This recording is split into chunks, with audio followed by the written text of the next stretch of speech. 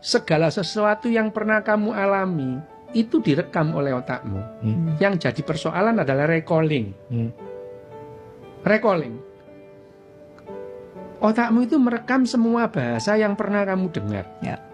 Tapi mengucapkan lagi itu adalah hal yang berbeda. Gitu. Ada butuh kemampuan kognitif. Nah, itu yang namanya hyper recalling. Gitu. Ya. Hyper recalling. Jadi dia itu mendadak dia itu ngomong bahasa Arab itu.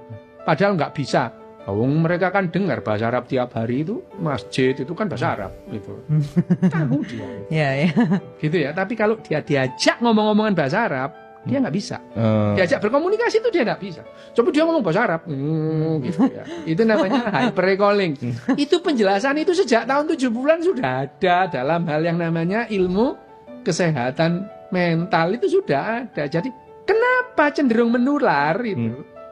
Karena mereka itu ya itu tadi enak ya diperhatikan. Wah, gitu.